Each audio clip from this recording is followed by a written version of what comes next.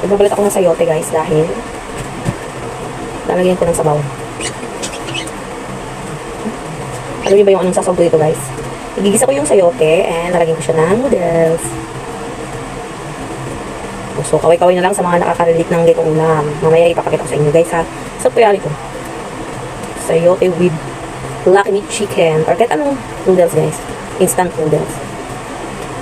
Guys, ito na guys. Punutin ko na yung ating sabaw na pangmalakasan. Ha? Pang-carter natin sa ating tapa.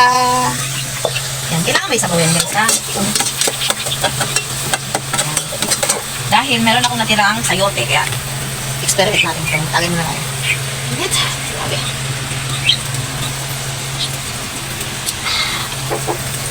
So, ito na nga guys. Nagisa na ako ng bawang sibuyas. Ayan, bawang sibuyas. Ayan, sino natin. Grabe init guys. Ayan, nalagyan na natin yung ating sayote. Hugasan na ito guys.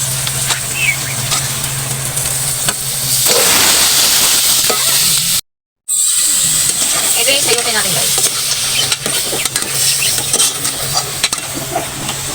Sayote natin. Gigisa na natin yung sayote natin, guys. So, hayaan na natin siya mag-gisa. So, ayan. Nakagisa na yung sayote. So, yan na. So, ito na guys. Lalagyan natin siya ng sabaw. Naglagay na ako ng isang baso. Dagdagan ko pa ng isa. Gusto ko maraming sabaw, guys. Dagdagan ko pa ng sabaw. Pangatlong baso na to, guys, ha.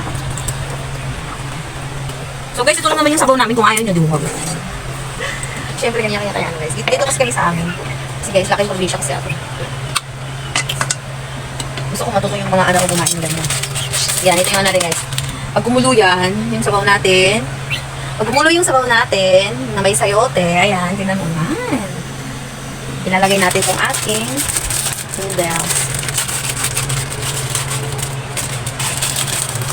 Nilagay ko naman. So, ayan na guys. Nilagay ko na yung seasoning ng Lucky Me. Kasi malambot na yung ating gulay. Kahit anong klaseng gulay pwede naman guys. Papaya. Ito may sayote kasi akong tira kaya nilagay ko. So yan. Malambot na yung sayote natin. Nilagay ko na yung seasoning ng noodles. Yan.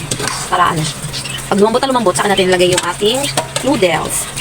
Paano natin yun? So ito yung ating tapa. So bang tuyo kasi kaya kailangan natin ng sabaw. Eh, meron tayong leftover na sayote. O, yan ang gagawin natin, guys, no? Tipid ba? So, tingnan natin kung malambot na ang sayote. Para ilagay na natin ang ating noodles.